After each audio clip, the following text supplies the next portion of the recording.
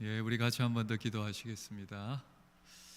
사랑이 많으신 아버지 하나님, 귀한 은혜의 자리로 우리를 불러주시고 또 주님 앞에 엎드려 경배하고 예배할 수 있게 하시며 또 귀한 성가대의 찬양을 통해 하나님께 영광 올려드리게 하심을 감사를 드립니다. 마음을 담아 드리는 귀한 예배 주님 받으시고 임재하여 주시고 또 우리 각 사람들을 만나 주시는 귀한 은혜가 예배를 통해 있게 하여 주시옵소서. 부족한 제가 말씀을 전할 때 마음 열어주시고 하나님께서 부족한 저를 통해 귀한 말씀으로 증거될 수 있도록 성령께서 주장하시고 인도하여 주시옵소서. 감사드립니다. 예수님의 이름으로 간절히 기도합니다. 아멘.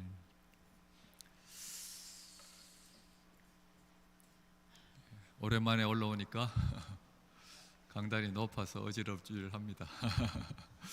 네. 저 밑에서 하고 싶은데 저 비디오 촬영이 있어가지고 비디오 촬영도 처음 하니까 또 어색하고 저는 제가 사진 찍는 거 별로 안 좋아하거든요. 제 모습이 이상하게 나오는 것 같아서 그렇습니다. 어쨌든 오늘도 주님 은혜 가운데 또 예배 자리에 오신 분들 주님 이름으로 환영하고 또 축복합니다. 금방 소개해 주신 대로 의인에게 임한 특별한 은혜라는 제목으로 여러분과 같이 말씀을 나누겠고 크리스마스 또 대강절 주간이기 때문에 다음 주에는 반드시 우리 담임 목사님을 통해서 예수님의 탄생에 대한 메시지가 있을 것 같아서 본문이 중복되지 않기 위해 오늘은 그 세례 요한의 탄생에 대한 오늘 그 본문으로 여러분들하고 같이 은혜를 나눠보려고 합니다. 제가 그 수요일마다 우리 발달장애 친구들하고 그 하루 프로그램을 같이 하면서 뭐 여러 가지를 하고 있는데 가끔씩 이렇게 영화 보러 갈 때가 있어요. 영화 보러 갈 때. 우리 발달장애인들하고는 어떤 영화를 봐야 될 것 같습니까? 우리 그 친구들의 이제 수준에 맞는 영화를 골라가지고 어떤 영화가 좋을까 이제 인터넷에 미리 찾아보면 그 트레일러가 있잖아. 그 예고편이 있잖아. 그걸 보고서 요 영화는 요렇겠구나. 저 영화는 저렇겠구나. 그렇게 골라서 이제 그 영화 예고편을 보고 다음 주에 이런 영화 보러 간다 그러면은 친구들이 막 신나하고 또 막 기대하고 막 손꼽아 기다리고 뭐 그러는 경우들이 있습니다. 우리 크리스마스에 관한 본문들, 세례 요한의 탄생이라든지 또 예수님의 탄생이라든지 이런 것들도 성경에 보면은 천사가 찾아와서 예고하잖아요, 그죠? 그래서 크리스마스의 주된 감정은 그런 오실 분들에 대한 기대, 또 하나님이 주실 은혜에 대한 기대, 또 그런 설레임이 아닌가 그런 생각이 듭니다. 이번 대강절을 보내고 또 크리스마스를 보내는 여러분 가운데도 주님 주실 특별한 은혜에 대한 이런 기대가 넘칠 수 있기를 간절히 바라겠습니다.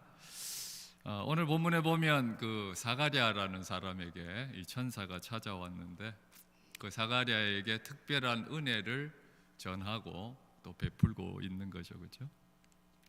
그래서 그 사가랴와 엘리사벳이 이제 그 세례 요한의 부모님들인데 그 사가랴와 엘리사벳에 대한 소개가 오늘 5절에서 7절에 이렇게 나와 있습니다. 자, 사가랴를 보면은 그 아비야 반열의 제사장이다 이렇게 돼 있고 그런 거 그 제사장이라는 거는 그때 당시에 대대로 이어지는 거니까 이분들이 그 대대로 레위 지파라는 걸 우리가 알 수 있겠죠. 엘리사벳은 오늘 본문에도 정확하게 나와 있는 것처럼 아론의 후손이래요.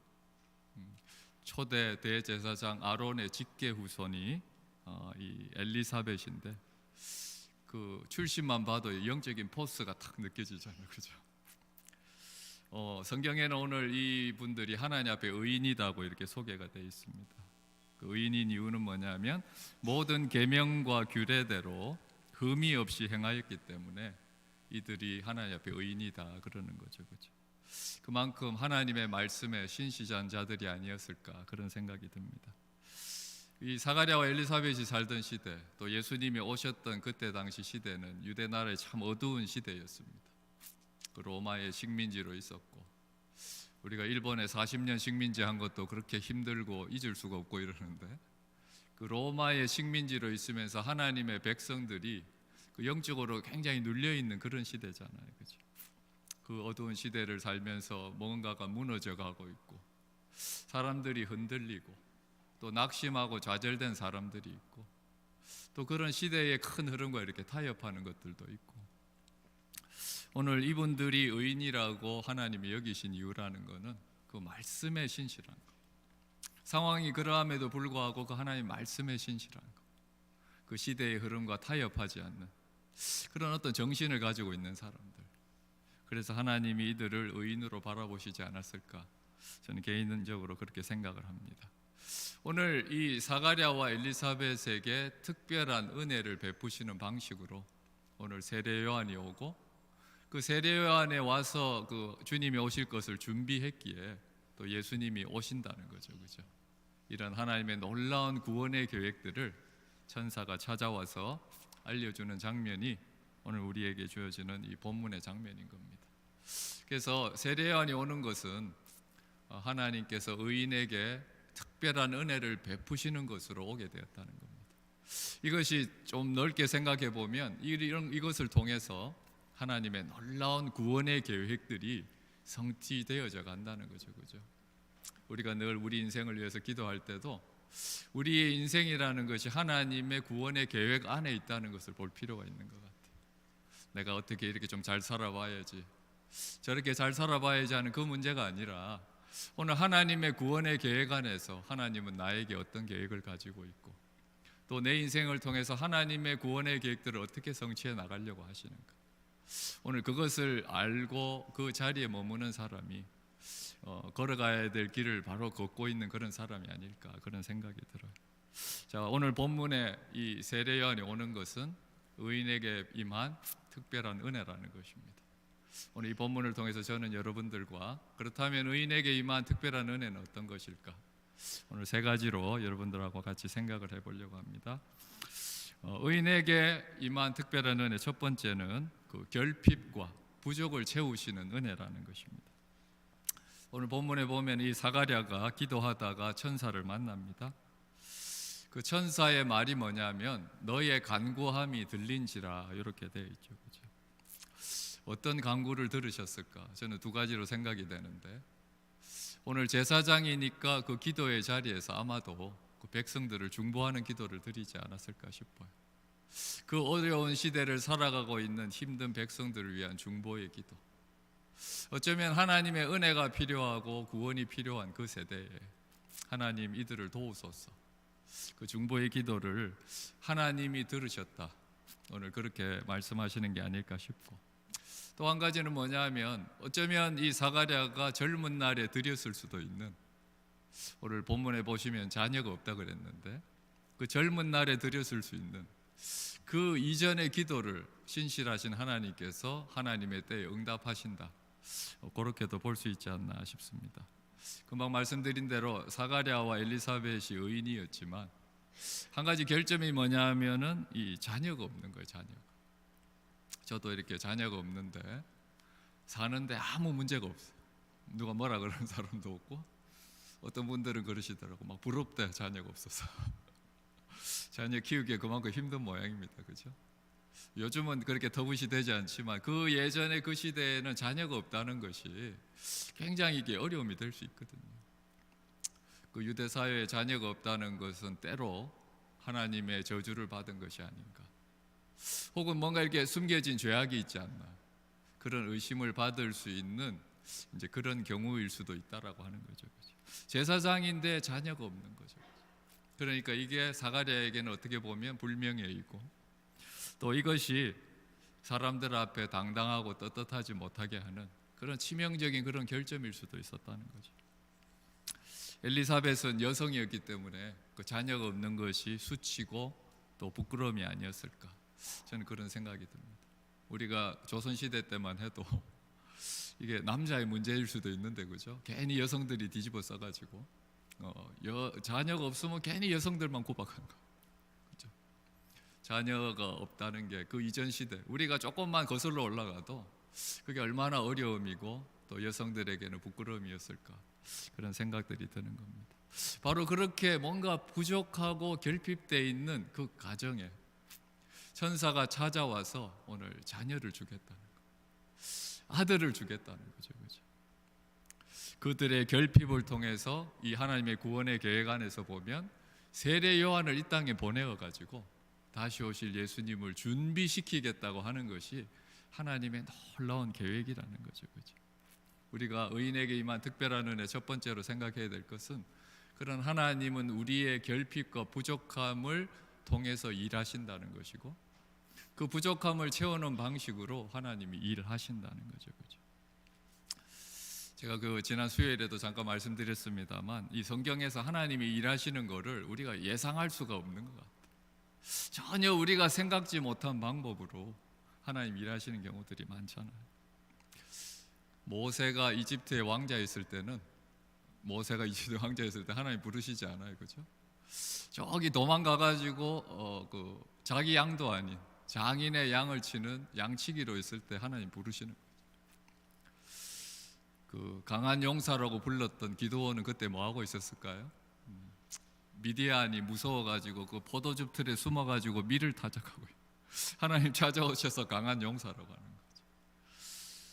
거죠. 저는 그 삼손이 참 이렇게 특이한 인물이라고 생각하는데 그 삼손이 나시린이지 않습니까? 그래서 이렇게 또 이방인들하고 접촉하고 이러면 안 되는데 굳이 또 저기 그 블레셋 여인을 사랑해가지고 결혼까지 하겠다고 우기고 결국 이제 이게 안 되는 바람에 막 너무너무 화가 나잖아요, 삼손이. 근데 하나님은 그 블레셋에 대해서 막 화가 나는 그거를 통해서 블레셋을 응징하신다고. 야, 하나님이 이런 방법으로도 일하시는구나. 저는 에스더가 제일 기가 막히다고 생각해요. 에스더는 우리로 치면 미스 코리아, 그 미모로, 그지? 그 미모로 이스라엘을 구원하고 유대를 구원하셨어요. 하나님이 하시는 일들이 너무너무 다양하다 생각해요. 지난 수요일에도 그 마리아에 대한 얘기를 드렸는데 그 마리아는 어떻습니까, 여러분들? 그 하나님의 아들이 오시는데 뭐 왕족으로 오신다든지, 그죠? 그 선택받은 여성이 뭔가 이렇게 좀 특별나라든지 이래야 될 텐데 그 갈릴리에 정말 이름 없는 그 소녀를 통해서 하나님의 아들이 오신다라고 하는 그 메시지를 전할 때 마리아도 받아들이기 힘든 거죠. 왜 내가? 마리아도 받아들이기 힘든. 하나님이 일하시는 방식이 이러하다는 것입니다. 그죠? 하나님은 우리가 예상할 수 없는 방법으로 일하시기 때문에 우리가 그런 하나님이신 것을 조금이라도 안다면 늘 우리가 하나님께 엎드리고 말씀을 들으려고 하고 하나님이 전적으로 일하시는 것에 대해서 우리가 열린 마음을 갖는 그런 태도들이 중요하지 않나 그런 생각이 들어요. 우리 입장에서 보면 뭔가 부족한 것이 늘 고민이에요. 물질도 없어가지고 다 부족한 게 고민이고 저희 가정 같은 경우에는 뭐 다 몸들이 안 좋잖아요. 가정의 식구들이. 그래서 늘 그런 게 염려가 돼요. 근데 생각해 보니까 하나님이 그걸 통해서 일하시는 거예요. 재작년 3월인가 그때 제가 참 우울해졌던 적이 있었습니다. 저희 장모님 댁에 이제 제 와이프도 데리고 오고 강아지도 데려와서 같이 있는데 그 좀 이렇게 좀 3월 달인데 이렇게 날씨도 안 좋은 좀 그런 날에 이게 보니까 우리 장모님은 저쪽 방에 누워 계시고 우리 처남은 요 건너방에 있고 제 와이프는 저기 소파에 있고 오후쯤 되니까 공교롭게도 다 낮잠을 자는 거예요. 장모님은 저쪽 방에 주무시고 우리 처남은 저쪽 방에 자고 우리 저기 와이프는 소파에 또 자고 있고 강아지만 영문 몰라가지고 왔다 갔다 하면서 너무 조용하니까 나하고 눈이 딱 마주쳤는데 그 상황이 그 쥐죽은 듯이 조용한 그 집안의 상황이 이 마음을 얼마나 우울하게 하는지 제가 딱 한 번만 이 표현을 쓰겠는데 정말 그런 집구석에는 못 있겠더라고요. 이제 지났으니까 제가 말씀드리는 건데 그냥 표현을 이렇게 한 걸 죄송하게 생각하고 가정에 이렇게 환자가 많고 막 뭐 건강한 사람이 없잖아요. 그죠? 저는 누구 이렇게 만나가지고 식사하는데 항상 이렇게 그 휠체어 챙기고 이러다 보니까 본능적으로 트렁크 연락을 오고 막 이러거든요. 그렇지 않는 사람하고 오늘도 만나는데 그런 게 한번 그거 한번 안 챙기는 게 그렇게 마음이 가볍더라고요. 가정의 상황이 그럼에도 불구하고 돌이켜보니 감사한 게 뭐냐면 상황이 그러했기 때문에 제가 이렇게 감당하는 사역이 이렇게 장애인들 또 이렇게 요양원의 시니어들 가정에서 겪어봐서 이거 이해도가 있다 보니까 그런 장애인들 이런 시니어들 사역으로 자연스럽게 이어지지 않나 그런 생각이 들어요. 제가 이렇게 목소리가 원래 이렇게 좀 걸쭉하지 않습니까? 제가 원래는 아니거든요. 원래는 제가 이게 목소리가 저희 아버님은 이렇게 목소리가 가늘고 이렇게 테너 같은 이런 거예요. 제 목소리도 그렇게 갔어야 되는데 저는 목소리가 걸쭉하고 이렇게 고음이 잘 안 올라간단 말이죠. 저는 기억이 안 나는데 저희 부모님한테 들어보니까 어릴 때 기관지를 좀 알아가지고 기침을 많이 해서 이게 걸쭉한 목소리가 섞였다. 근데 저는 이 목소리가 더 나은 것 같아요. 고음이 잘 안 올라가는데. 근데 하나님이 요 목소리를 양로원에 가서서 적절하게 사용하시는 것 같아 보니까 고음은 안 올라가지만 우리 시니어들이 들으면서 그 얘기 하시더라고. 노래를 잘 부르는지는 모르겠는데 듣기가 은혜스럽다. 목소리가 하나님이 요 고음이 안 올라가는 요 목소리를 이렇게 사용하시는 거예요. 여러분 우리에게 뭔가 부족하고 우리에게 뭔가 결핍이 있을 때 그것이 우리는 사실 고민이지만 하나님은 그것을 통해서 일하고 역사하신다는 겁니다.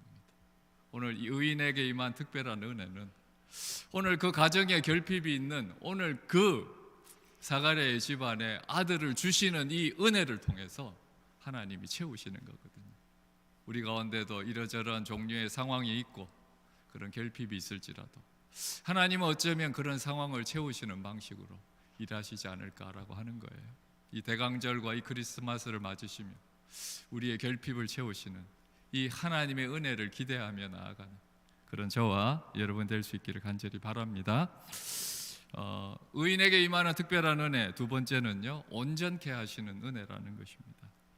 우리 16절 17절에 보면 이 세례 요한의 사역이 나오는데 그 천사가 가르쳐 준 것이죠, 그죠?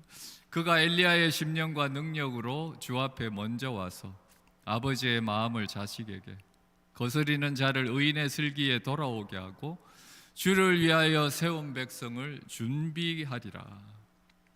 자, 이거는 예수님이 오시는 길을 예비하는 것이죠, 그죠? 그래서 이스라엘을 주님이 오시기 전에 먼저 온전케 하는 사역이 바로 세례 요한의 사역이라는 거예요. 제가 예전에 그 레위기를 이렇게 묵상을 한번 했는데 레위기가 그렇게 은혜가 되더라고요. 저는 우리 흔히 이런 말 많이 들었잖아요, 그죠? 연초에 이렇게 성경 읽기 시작하다가 레위기쯤 되면 어려워서 덮는다 그러잖아요. 저도 정말 그런 줄 알고 레위기를 묵상을 했는데 실제로 레위기 읽어보면 어렵지 않습니다. 이렇게 구절들을 이렇게 묵상해 보니까 너무너무 은혜가 되더라고요. 저는 그 하나님의 마음을 알겠고 레위기 속에서. 근데 레위기에서 그 율법을 이야기하시고 이스라엘을 자꾸 지키라고 하시면서 하나님이 요구하시는 거는 이스라엘이 거룩해지는 거거든요. 이 도대체 거룩이라는 게 뭘까? 그 레위기를 묵상하면서 제 나름대로는 한 3단어로 정리를 해봤는데 거룩이라는 거는 구별되는 거, 또 거룩이라는 것은 이렇게 정결한 거, 또 마지막으로 거룩이라는 거는 온전한 거. 하나님이 이스라엘에게 자꾸 이렇게 온전한 거를 이렇게 요구하시더라. 왜 하나님이 이스라엘에게 온전한 걸 요구하실까? 깊이 묵상하는 가운데 제가 깨달은 것은 뭐냐면 그 온전함이 바탕이 될 때에 하나님의 완전한 역사가 있다는 거예요. 우리의 온전한 믿음을 바탕으로 하나님은 완전한 역사를 일으키신다는 거예요. 오늘 세례 요한이 와서 이스라엘을 온전케 할 때에 그 온전함을 바탕으로 주님이 오셔서 완전한 구원의 역사를 펼쳐나가시는 거예요. 어저께도 제가 우리 미랄 선교단 모임에도 다녀왔습니다만 제가 미시사에서 오려면은 그 401 타고 이렇게 더퍼린으로 나와서 길 쪽으로 해서 그 새길로 가면은 그 성산교회라는 데가 나오거든요. 항상 그 길을 타고 가는데 곧 나와서 새길 가는 그 굴다리 밑으로 지나갈 때에 그 굴다리다 보니까 그 싱크홀이 많고 또 이렇게 아스팔트 좀 떼운 자리가 있어가지고 지나갈 때 너무 덜컹덜컹하더라. 뭐 지나가다가 차도 6개월밖에 안 된 새 차인데 덜컹덜컹 지나가면 뭐 옆에 친구들이 타고 있다가 재밌다고 또 웃어요. 막 놀이기구 타는 것처럼.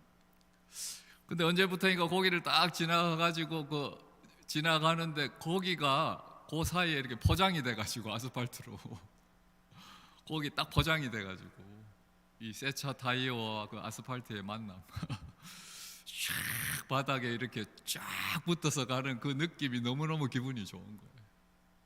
여러분, 세례 요한의 사역이 그런 것이 아니었을까? 주님 앞에 아스팔트를 쫙 깔아드리는 사역, 너무 멋있는 사역이지 않습니까, 여러분들? 무너지 이렇게 파인 것을 메우고 찢어진 것을 봉합하고 주님 앞에, 주님 먼저 와서 이렇게 온전케 하는, 그 이스라엘을 온전케 하는 것을 통해서 주님 오셨을 때 완전한 구원의 역사를 펼쳐나가시잖아요. 여러분들, 의인에게 임한 은혜는 오늘 세례 요한을 보내서 이스라엘을 온전케 하시는 그런 은혜인 것입니다. 하나님은 그 온전함을 바탕으로 그 완전한 역사들이 이루어 가시는 겁니다. 오늘 본문에 보니까 천사가 와서 이렇게 얘기했는데도 사가랴가 믿지를 못하는 거예요. 제사장이 믿지 않으니까 이렇게 책망하는 거죠, 그죠? 그래가지고 벙어리가 되는 거예요. 벙어리가. 아기가 태어날 때까지 10개월 동안 말을 못하는 이런 답답한 시간들이 있는 거죠. 근데 돌이켜보니 그것 또한 하나님이 허락하신 시간입니다. 그 침묵의 시간 속에서 사실은 사가랴가 변하는 거예요. 믿음이 없던 분이 이제 입이 열려서 말하는 순간에 보니까 하나님을 찬송하고 하나님의 놀라운 구원의 계획을 예언하고 하나님을 경배하는, 입술이 열려서 이렇게 얘기할 때에 그 사가랴의 그런 예언이 있는 거거든요, 여러분. 침묵의 시간에 대해서 성경이 자세히 소개하지 않아도 그 책망받아서 벙어리가 돼서 그 답답한 침묵의 시간 속에 성령이 일하셔서 사가랴를 바꾸시는 거거든요. 우리도 때로 이런 침묵의 시간, 그 고요의 시간, 그 어려운 광야의 시간을 거치면서 우리가 달라지는 거거든요, 여러분. 저는 이것이 사가랴를 온전케 하시는 시간이 아니었나 그런 생각이 들어요. 우리 인생에도 하나님께서 때로 광야의 시절을 허락하시고 공동체에도 때로 광야의 시간들을 허락하시는 중요한 목적 중에 하나는 그 시간을 통해서 우리를 온전케 하신다는 것입니다. 우리 인생의 광야의 시간을 지나면서 우리는 거룩해져 가는 거예요, 여러분. 끊어야 될 것 끊고, 버려야 될 것 버리고, 내려놔야 될 것 내려놓고 하나님 앞에 온전한 시간이, 온전한 사람들이 되는 거죠, 그렇죠? 우리가 온전할 때에 하나님은 그 온전함을 바탕으로 해서 하나님의 완전한 구원의 역사를 펼쳐 나가실 줄로 믿습니다. 그러므로 이 크리스마스와 이 대강절에 우리가 기대해야 될 은혜는 우리를 온전케 하시는 은혜가 아닐까. 하나님께서 이 크리스마스를 보내며 이 공동체를 더 새롭게 하시고 온전케 하시는 그런 귀한 은혜가 있기를 간절히 바라겠습니다. 의인에게 임한 특별한 은혜 세 번째는 부끄러움을 없게 하시는 은혜라고 하는 것입니다. 자, 오늘 하나님의 말씀이 있은 후에 이 엘리사벳이 잉태하고 그리고 5달이 되었을 때에 오늘 본문 25절에 보면 이 엘리사벳의 고백이 나오죠, 그죠? 주께서 나를 돌아보시는 날에 사람들 앞에서 내 부끄러움을 없게 하시려고 이렇게 행하심이라. 엘리사벳이 분명히 아는 건 뭐냐면 이것이 하나님의 은혜로 잉태가 되고 오늘 이것은 엘리사벳의 부끄러움을 없게 하시려는 하나님의 은혜로 그녀가 여기고 받아들이고 있다는 것입니다. 여러분, 하나님께서 우리에게 구원의 은혜를 베푸실 때 우리의 모든 부끄러움을 씻어주시고 없게 하실 줄로 믿습니다.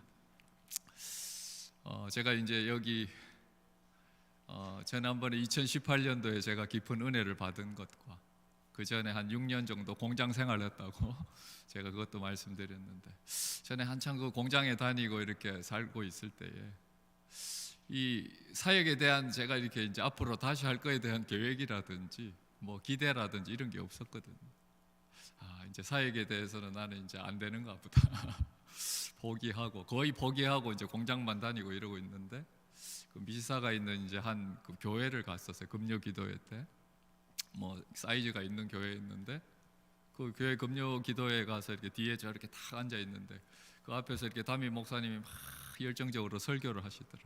금요 기도회에 뒤에 앉아서 그 듣고 은혜를 받고 이런 게 아니고 뒤에 앉아서 드는 생각이 뭐냐면 내 인생에 다시 한번 설교라는 걸 해볼 수 있을까?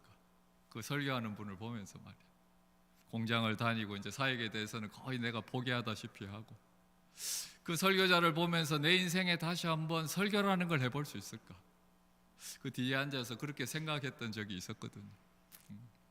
근데 참 놀라운 건 한 2년 전쯤인가 그 교회의 그 금요기도회의 그 강단에서 제가 설교한 거예요. 그리고 제가 이 똑같은 간증을 했거든요. 성도들이 박수도 쳐주고 그러더라고요. 그날 제가 너무너무 감격스럽더라고요. 아, 하나님이 때가 되니까 이렇게 세우시는구나. 때가 돼서 사역도 하게 하시고 말씀도 전하게 하시는구나. 하나님의 때에 은혜를 베푸시고, 목사의 부끄러움이 사역 못하는 거, 목사의 부끄러움이 강단에서 말씀 전하지 못하는 건데 하나님이 나의 부끄러움을 이렇게 다 씻어주시는 거예요. 내 목에 어떤 멍에가 있다면 이 목에 매인 멍에를 떨쳐버리게 하시는구나, 하나님이. 그 은혜로 말입니다. 그죠? 제가 그런 것들을 경험하면서 하나님의 은혜가 이 부끄러움을 씻는다라고 하는 그 은혜들을 제가 경험해 본 적이 있습니다, 여러분들. 본문을 묵상하면서 이 갈릴리 공동체에 대한 생각들도 참 많이 해봤어요. 이 교회가 이 진리의 문제와 수년 동안 씨름해온 교회지 않겠습니까, 그죠? 그래서 하나님이 특별하게 기억하시는 교회가 이 갈릴리 공동체가 아닌가, 저는 그런 생각이 듭니다. 근데 수년 동안 씨름을 하다 보니까 조금 지치기도 하고, 또 생각해 보니 사람이 살짝 줄기도 하고 우리가 마음이 좀 지치고 무력하고 좀 그렇게 되지는 않았을까, 그런 생각도 들어요. 외부의 시선은 좀 어떨 것 같습니까? 이렇게 좀 진리의 문제 이렇게 앞장서서 싸우는 교회 박수도 쳐주고 좀 그래야 되는데, 그 외부의 시선들, 제가 느끼기에 좀 이렇게 잘 모르는 분들이 하는 얘기를 좀 듣다 보면 뭘 그렇게까지 하나 그런 시선들도 제법 있는 것 같아 보니까. 뭘 그렇게까지 하나. 저희 장인어른도 한 10년 정도 이렇게 사역하고 돌아가셨는데 은혜를 너무 처음부터 세게 받으셔가지고 이 평신도 과정도 없이 갑자기 목회자가 되셨거든요. 장인어른은 그렇다 치고 장모님은 얼떨결에 사모가 되셔가지고 그 참 쉽지는 않으셨을 것 같아요. 근데 장인어른이 그 영혼 구원을 위해서 그렇게 기도하고 희생하고 헌신적인 사역을 옆에 지켜보시면서 우리 장모님이 가끔씩 그런 생각은 들었대요. 저렇게까지 안 해도 될 텐데 왜 저렇게까지 하지? 뭐 병든 사람 다리에 무슨 고름도 좀 빨고 막 뱉고 막 이런 거 보면서 저렇게까지 안 해도 될 텐데 왜 저렇게까지 할까? 장인어른이 돌아가시고 나서 장모님의 기억 속에는 저렇게까지 안 해도 될 텐데라고 했던 그 말들의 그 기억만 남아가지고 그게 제일 은혜가 되는 그 은혜의 기억으로 남아있더라는 거예요. 저도 사역자로서 좀 부끄러운 것이 그렇게까지 해야 되는데 그렇게까지 해야 돼? 하고 주춤하는 거, 이게 제가 넘어야 될 산이 아닌가, 그런 생각이 들기도 합니다.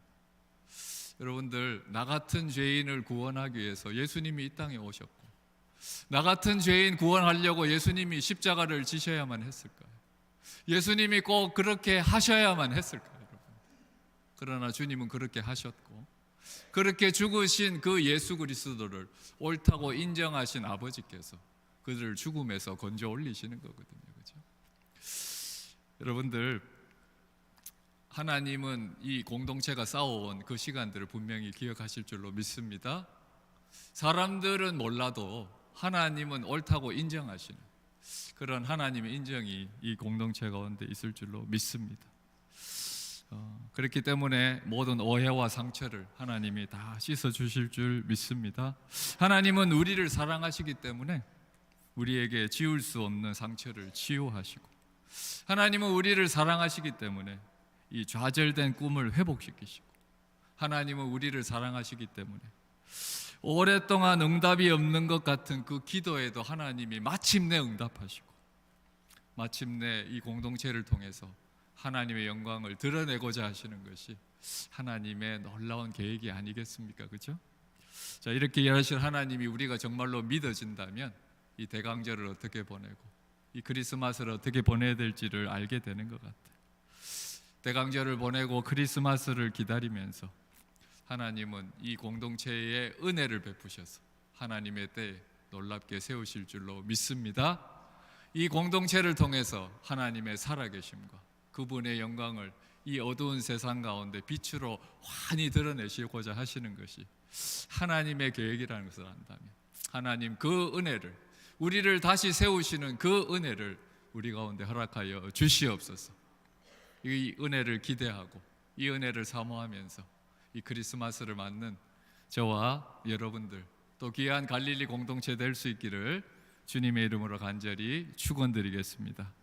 우리 같이 말씀 생각하면서 기도하겠습니다. 사랑이 많으신 아버지 하나님, 감사를 드립니다. 세례 요한의 탄생의 그 과정들을 보며 의인에게 베푸시는 그 특별한 은혜들을 새겨보게 하시니 감사를 드립니다.